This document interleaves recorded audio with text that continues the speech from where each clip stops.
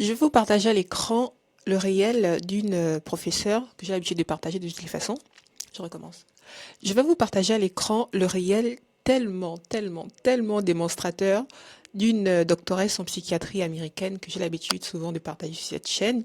Elle revient en fait sur le conditionnement de nos mamans sur le fait d'être en couple. C'est fou comment, en fait, les parents sont les mêmes. C'est fou comment l'humain est le même. C'est-à-dire qu'elle est aux États-Unis, elle a une éducation totalement différente de la mienne, mais pourtant je me suis retrouvée dans ce qu'elle présente. Et je suis sûre que beaucoup de femmes, surtout des femmes afrodescendantes, se retrouveront en fait dans ce qu'elle partage. Elle dit quoi?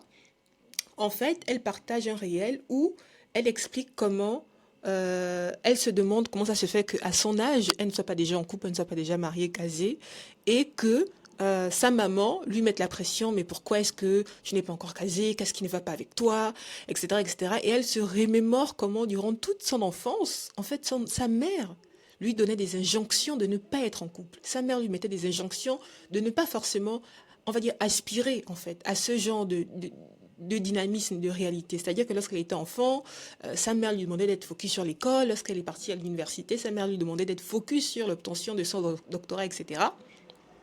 Petit disclaimer, je n'accuse pas les mamans. Je suis en train de mettre en avant un comportement systémique qu'il faut absolument déconstruire. Voilà.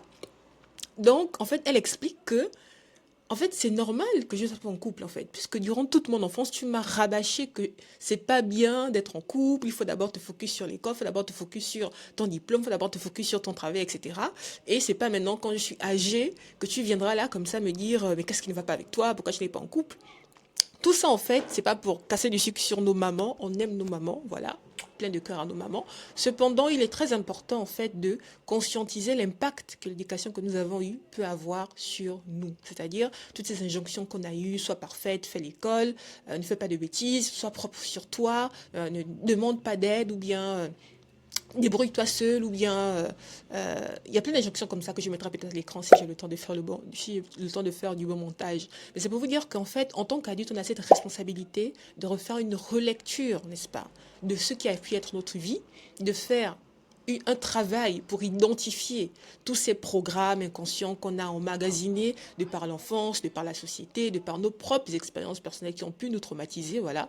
On peut avoir eu une très bonne éducation, mais on tombe sur des salauds, sur des salopes, sur des connasses qui nous mettent en fait des pensées limitantes dans la tête. Et il est très important de faire à chaque fois, n'est-ce pas, comme une passe, en fait, comme une revue de toutes ces croyances que nous nourrissons, de toutes ces règles de vie que nous nous imposons malgré nous. Voilà.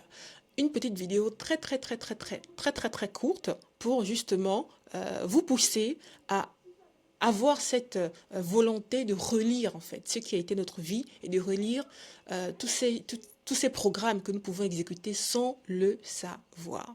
Et vous me voyez venir avec mes gros sabots, je suis coach systémique et si vous souhaitez justement avoir cette relecture de ce qui a pu être votre vie, avoir cette relecture de ces pensées limitantes, de ces schémas, de ces programmes que vous pouvez jouer de façon automatique, contactez-moi, je pourrais peut-être vous aider.